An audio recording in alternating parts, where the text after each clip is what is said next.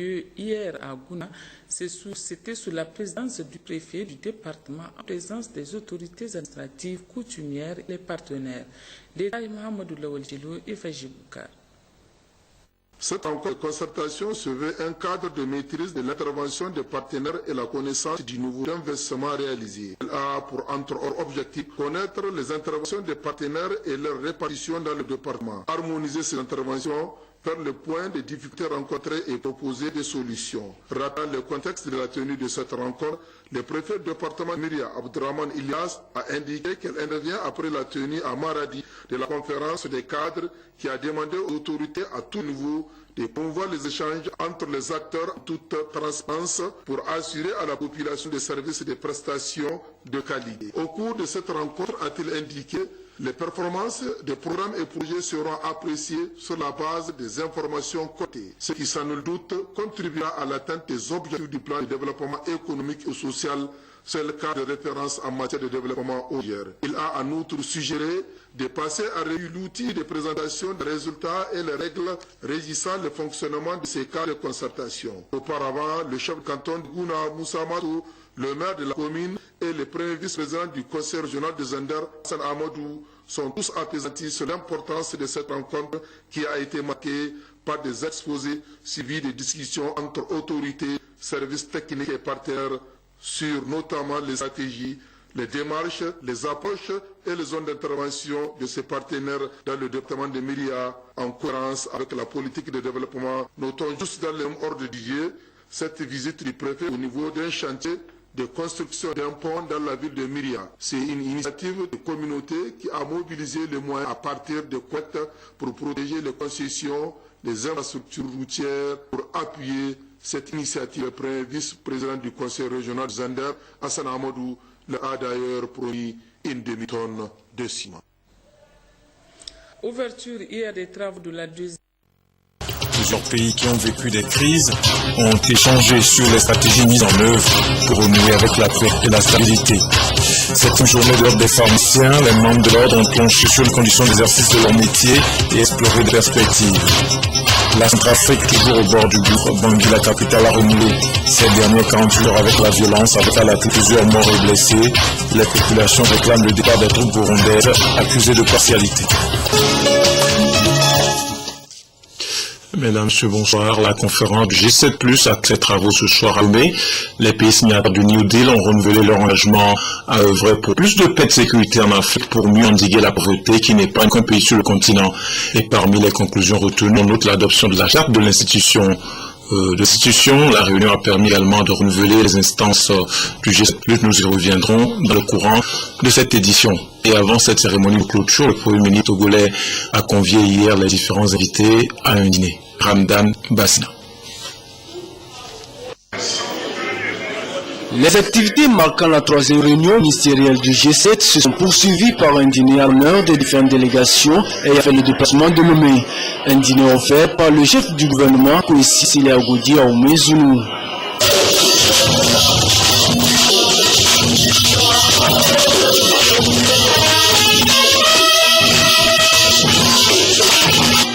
La rencontre de mai a été une fois encore l'occasion pour les pays membres du G7+, d'échanger sur le renforcement des mesures sécuritaires dans les différents États membres. D'abord une soirée pour être un peu plus décontracté. Et vous avez vu que même les autorités y ont mis l'ambiance. Et donc ça a été une soirée très ouverte, très excitante. Donc je crois que c'est tout simplement bien. Eux-mêmes sont rentrés dans la danse, donc il n'y a pas plus beau que ça. À ce jour, le G7 regroupe 19 pays, dont le Togo, tous engagés à accorder leur priorité à la prévention des conflits.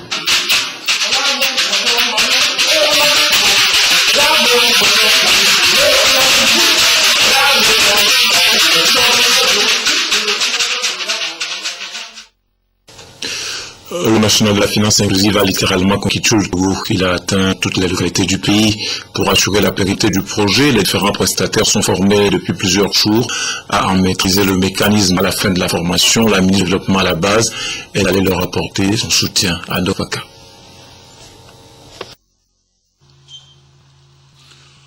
mois après le lancement de l'APSEF, accès des pauvres aux services financiers sur toute l'étendue du territoire national, l'octroi du crédit aux bénéficiaires auprès des institutions de microfinance partenaires du fonds est effectif.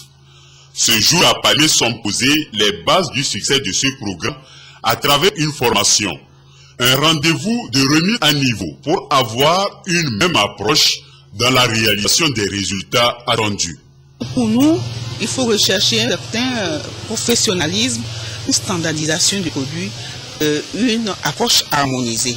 Et pour cela, il faut absolument réunir les 18 institutions de microfinance, leur parler du produit, qu'on s'assure que toutes les institutions comprennent le produit et qu'on s'assure également que les institutions ne veuillent pas faire comme elles le font à leur niveau. APSEF, un produit de masse, une véritable école à double approche. Non seulement il faut former les prestataires de services pour la crédibilité et le professionnalisme dans l'exécution du fonds, mais aussi le maillon important que sont les bénéficiaires doit être initié. Une femme qui n'a jamais entreprise une activité génératrice de revenus, les bénéficiaires, c'est-à-dire les institutions de microfinance qui ont été sélectionnées, c'est-à-dire les prestataires de services, pourront former ces bénéficiaires sur comment tenir ou comment mener une activité génératrice de revenus. Le formateur prend en compte ces problèmes, ces pesanteurs et aide, accompagne le bénéficiaire, la bénéficiaire à tenir compte de ces éléments et à pouvoir contourner. C'est des difficultés qu'on rencontre au quotidien, mais il revient au bénéficiaire qui est accompagné par le formateur ou bien l'agent de crédit de pouvoir contourner les difficultés-là et de pouvoir réussir son activité. Cette session de formation est donc continue et la sensibilisation se poursuit sur le terrain à travers les tournées de suivi et accompagnement par les responsables du fonds. Les réalités socio-culturelles ne sont pas à minimiser dans cette dynamique. C'est dit que le gouvernement met pour sa part les bouchées doubles pour éliminer les frontières de l'exclusion financière au Togo. Reste maintenant que chaque acteur joue bien son rôle.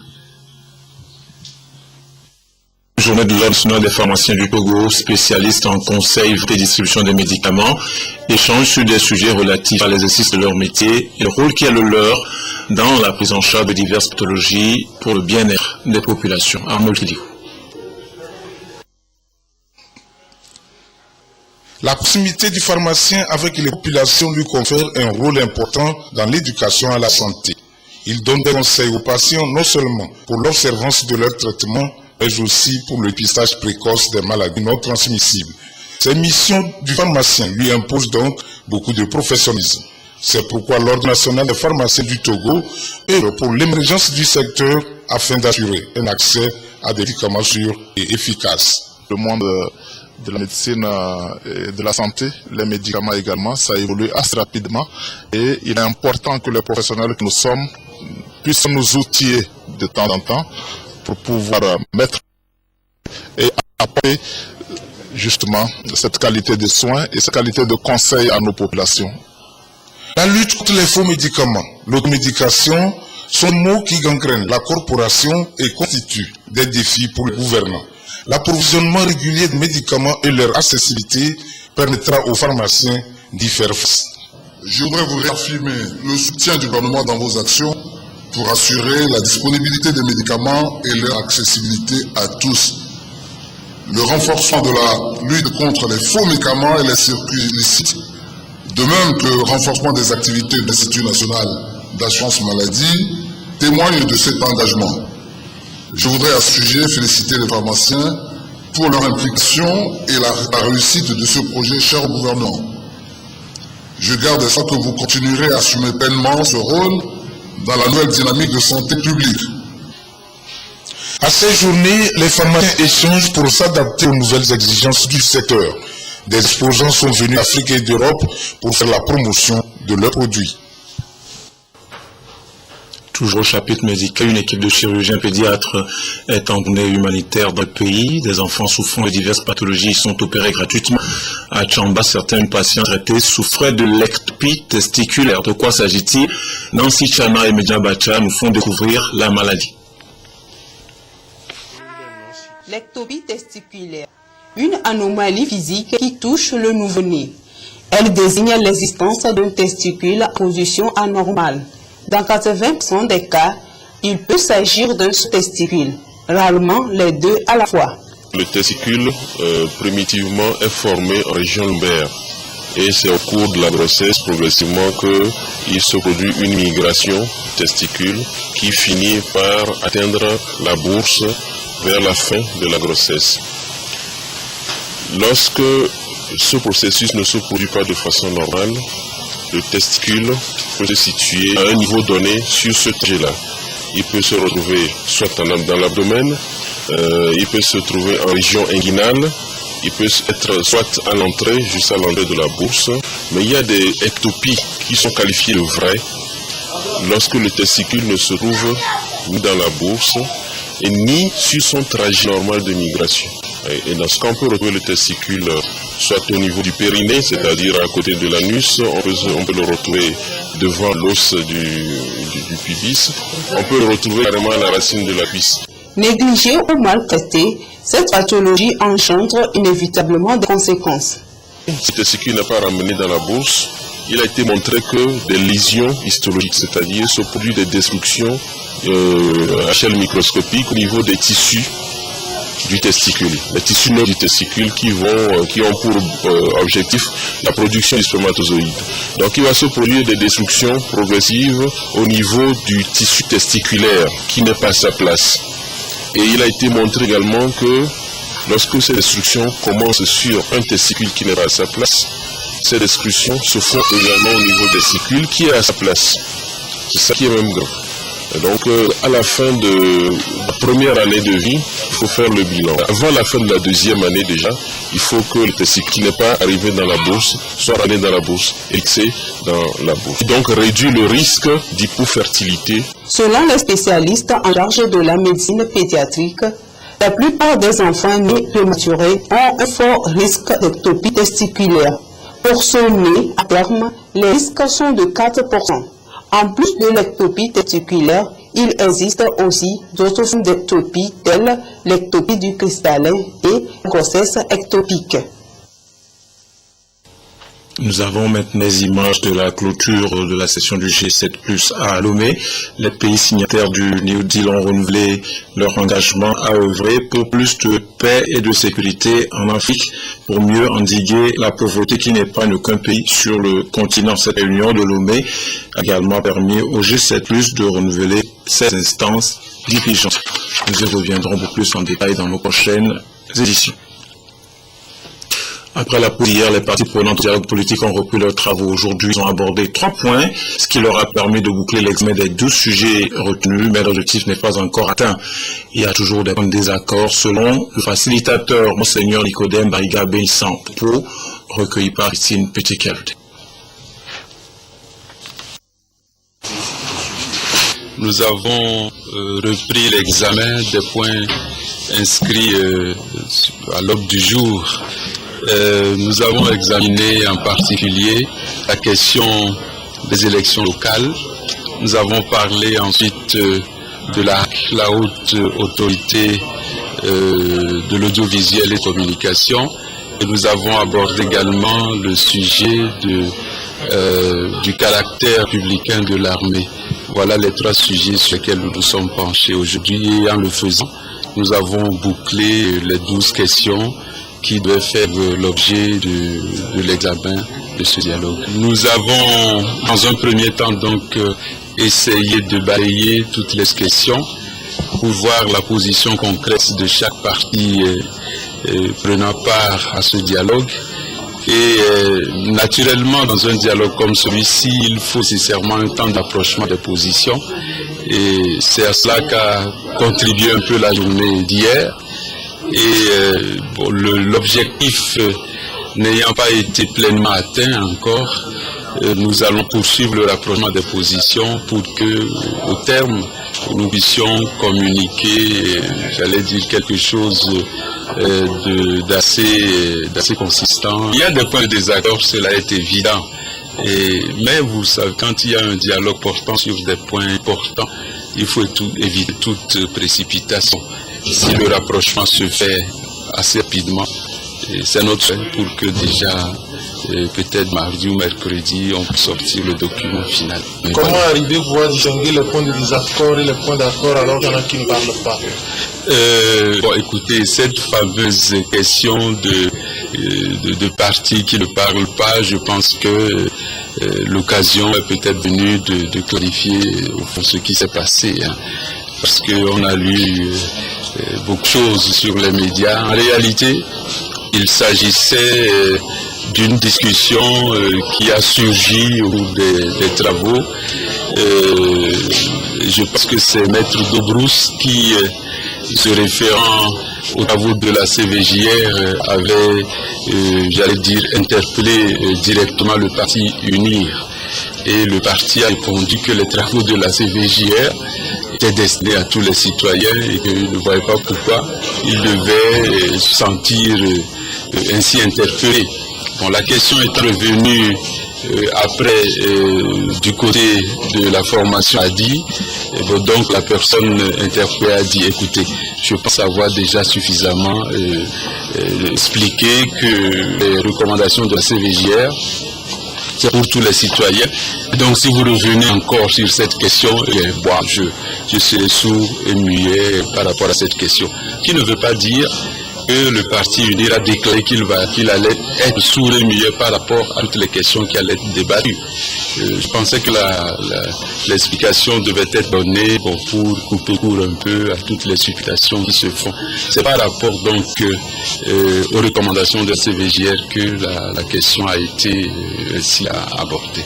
Je dois me réjouir que nous ayons pu boucler 12 questions, au moins en première analyse, que nous ayons pu boucler 12 questions dans le temps qui nous a été imparti. Merci. Plusieurs pays dans le Togo connaissent des avancées en matière de promotion de la femme. C'est ce qui ressort de la 58e session de la Commission sur le statut de la femme qui s'est tenue du 10 au 21 mars dernier à New York. La délégation togolaise a été conduite par la ministre de l'Action sociale, de la promotion de la femme et de l'alphabétisation d'Aidé Arufa. Et les travaux de cette session de New York ont été donc restitués ce matin à la société civile. Helmut Pinto, Isidore Koubati.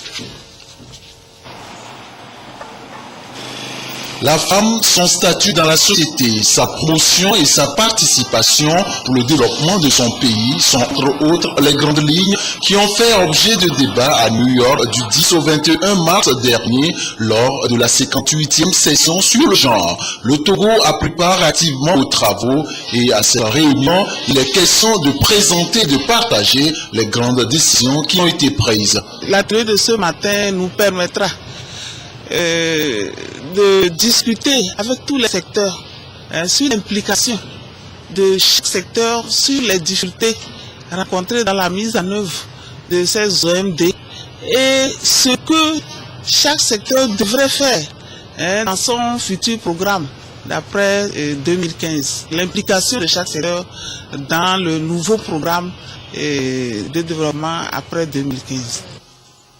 Le Togo depuis toujours a mis la barre très haute quant à la promotion de la femme et les résultats sont là pour en témoigner. Le Togo, pour sa part, a relevé les progrès réalisés dans plusieurs domaines, notamment la quasi-parité des filles et garçons à l'école primaire, la quasi-totalité de la subvention césarienne qui a permis de diminuer sensiblement les décès maternels et infantiles, la mise en place de financement pour octroyer des crédits aux femmes, particulièrement les femmes les plus pauvres, les différentes initiatives dans le domaine de l'agriculture et du commerce pour renforcer les capacités économiques des femmes, ainsi que le progrès observé dans la représentativité des femmes au niveau de l'Assemblée nationale.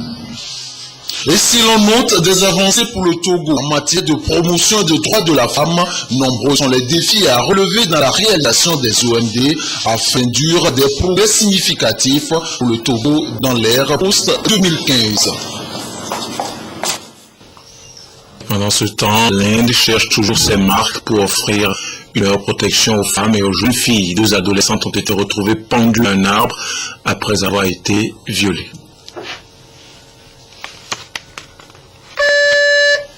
En silence, au pied du Maurier, où 2 adolescentes ont été retrouvées pendues mercredi dans ce village du nord de l'Inde. Avant d'être pendues, les jeunes filles de 14 et 15 ans avaient été violées. 2 cousines issues de la caste la plus vulnérable de la société indienne, celle des intouchables. Faute de toilettes chez elles, les adolescentes s'étaient rendues dans un champ quand elles ont été agressées. Leurs proches qui avaient signalé la disparition accusent la police de n'avoir pas réagi pour protéger les agresseurs, 5 selon les familles. Les familles se plaignent du fait qu'elles étaient allées prévenir les policiers, mais ces derniers n'y ont prêté aucune attention. Au matin, les corps des jeunes filles ont été trouvés pendus à un arbre. Le policier Sarvesh est venu chez moi pour m'informer que ma fille avait été retrouvée pendue. Je veux que la police criminelle fédérale enquête sur cette affaire. Je n'ai pas confiance dans la police d'ici. Vendredi pourtant, la police annonçait avoir retrouvé 2 des agresseurs qui avaient pris la fuite. 3 hommes sont accusés de viol et de meurtre. 2 d'entre eux ont été arrêtés. Nous avons envoyé nos policiers pour attraper le 3e accusé, Urvesh. Même si le viol est désormais passible de la peine de mort et que des efforts ont été entrepris pour modifier les comportements, rien n'a vraiment changé depuis le viol collectif en 2012 d'une étudiante de New Delhi qui avait choqué l'Inde. Un viol tous les 22 minutes dans l'un des pays les plus peuplés du monde. Lors de sa campagne, le nouveau Premier ministre Narendra Modi a promis d'améliorer la sécurité des femmes. Situation quasi identique au Nigeria, les filles enlevées par la secte Boko Haram restent introuvables. La société civile hausse le ton, poussant le président Goodluck Jonathan à décréter une guerre ouverte au mouvement islamiste. Une réaction tardive selon certains Nigériens. Maintenant et en vie, la société civile nigériane accentue sa pression sur les autorités d'Abuja pour retrouver les lycéennes enlevées par Boko Haram. Après 7 semaines de séquestration, l'opinion publique se montre de plus en plus critique sur la gestion du dossier par le gouvernement nigérian. Dans une allocution nationale, le président Goodluck Jonathan assure faire tout ce qui est en son pouvoir. L'enlèvement abject des lycéennes de Chibok dans l'état de Borno a attiré l'attention du monde entier sur la brutalité aveugle de ces terroristes qui veulent nous faire plonger dans l'anarchie et balkaniser notre nation. Déclaration attendue et jugée par la population avec plus ou moins d'indulgence. Je pense que le gouvernement n'en fait pas assez, mais bien sûr ces déclarations vont dans le bon sens. Attendre plus de 40 jours quand on est président pour déclarer qu'on a pris conscience de la gravité de la situation et donner plein pouvoir à l'armée pour chercher les rasseurs à quelque chose de risible. C'est une honte. Les paroles ne semblent plus satisfaire une partie de militants qui se plaignent d'avoir été maltraités par la police lors de présentes manifestations dans les rues de la capitale. Les policiers nigériens se sont comportés comme des hooligans. Ils ont attaqué les manifestants. Ils ont cassé plus de 70 chaises, volé les téléphones portables et les sacs à main, cassé les appareils photos des gens et des médias présents sur place. De quoi dérouter encore un peu plus la population, car les récentes prises de positions officielles sont loin d'avoir clarifié la stratégie des autorités nigérianes. Alors que Goodluck Jonathan appelle à une guerre totale tout en remettant le dossier à l'armée, le chef d'état-major annonce avoir localisé les lycéennes, mais exclut l'usage de la force pour les libérer. La CEDEAO, quant à elle, affiche son soutien au Nigeria. La communauté d'États d'Afrique de l'Ouest se réunissait au Ghana pour mettre en place un plan commun afin de juguler l'expansion de Boko Haram dans la région. En Centrafrique, c'est toujours la débandade, les violences intercommunautaires et religieuses se poursuivent. La situation sécuritaire à Brice est toujours précaire et s'est dégradée ces dernières 24-48 heures. Toujours sous très haute tension. Des milliers de manifestants dans les rues de la capitale centrafricaine, 2 jours après l'attaque meurtrière contre une église qui a fait 17 morts. Un acte terroriste selon la présidente centrafricaine. Pour la foule, les responsables sont tous trouvés, les musulmans du quartier kilomètre 5. Toutes les milices doivent être désarmées. Le kilomètre 5 est à quelque part ici. On ne peut pas désarmer le kilomètre. Pourquoi la mise en application de la résolution 27 ne se fait pas? Colère contre l'ONU, mais aussi et surtout contre le contingent burundais des forces africaines, accusé de laisser faire les violences antichrétiennes. Nous voulons le départ immédiat dans un bref délai de la troupe burundaise. Deuxièmement, Nous voulons la libération du kilomètre 5, que nos mamans, nos fils, nos papas puissent vaquer à leur vie. Très vite, la marche tourne à l'affrontement entre la foule et les forces africaines. Les troupes burundaises, prises à partie par les manifestants, hier. Ce matin, nous sommes rassemblés ici, les femmes, les enfants, femmes, et là les Burundais, on est 5 ici. Nous étions dans Bonica en train de tirer des choses, on nous tire dessus, on nous presse, on nous fait ça. Est-ce que c'est ça qu'ils ont dit? La Centrafrique reste centrafricaine et elle est aux Centrafricains. Après vérification, des sources concordantes font état de 2 morts et plusieurs blessés évacués vers l'hôpital de Bangui. Ce vendredi matin, les militaires français et africains lançaient un avertissement musclé au Centrafricain. La force internationale menace de réagir avec la grande détermination si la population gênait ces opérations ou s'opposait à elles. Concours national de programmation informatique à Lomé. La compétition réunit des étudiants des écoles et universités de la place. 8 problèmes ont été soumis à la réflexion des différents concurrents répartis en 19 équipes. Et finish, c'est l'équipe Ukaromida de l'Université catholique qui a remporté le prix. Nous y reviendrons dans les prochaines éditions. La Société des Postes du Togo s'est aussi mise au pas des nouvelles technologies pour s'adapter aux mutations de l'heure en tant qu'entreprise citoyenne. Elle s'est rangée du côté des artistes pour les aider à vivre de leur art et protéger leurs œuvres. En ce sens, un accord est conclu ce jour avec le groupe DAS Productions en présence de la ministre des Arts et de la Culture, Sylvain Raptou. Artistes et humoristes togolais, à travers cet accord de partenariat avec la Société des Postes du Togo, sur de la destruction de leurs œuvres. L'objectif est de donner un nouveau souffle à la culture togolaise. Cet accord va permettre donc au monde artistique de bénéficier de façon significative des retombées de leurs œuvres et contribuer à la lutte contre la piraterie. Nous produisons, mais c'est la piraterie qui gagne du terrain. Nous sommes avec Budra. Tous les CD qui vont passer dans ce circuit vont avoir leur vignette. Donc un CD vendu sans vignette est un CD piraté. C'est donc une ère nouvelle qui s'ouvre dans le secteur culturel. Une action concertée selon le directeur de la Société des Postes du Togo pour valoriser et faciliter l'accès des œuvres aux Togolais dans les différentes contrées du pays. La Poste compte aujourd'hui 79 bureaux de poste. Nous avons pensé utile apporter notre collaboration et notre soutien aux artistes pour promouvoir et vendre leurs œuvres sur l'ensemble du réseau. Nous mettrons dans tous nos bureaux de poste les CD, les DVD de cette institution. Et nous allons l'accompagner également pour la vente à nos guichets. Donc voilà un peu ce que nous allons faire de notre côté pour soutenir cette institution. L'initiative vient couronner une fois encore les efforts du gouvernement togolais en matière du respect des droits d'auteur et de la propriété intellectuelle. La ministre de la Communication, de la Culture, des Arts et de la Formation civique porte à la connaissance du public que la Commission de l'Union africaine prie les États membres de mobiliser leurs organisations de la société civile respectives afin de participer au processus électoral de l'Assemblée générale intérimaire du Conseil économique, social et culturel de l'Union africaine, ECOSOC.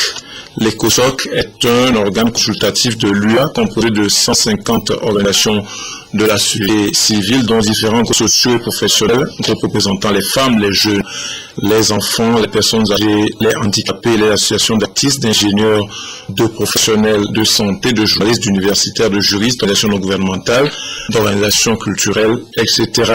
dans les États membres de la diaspora africaine.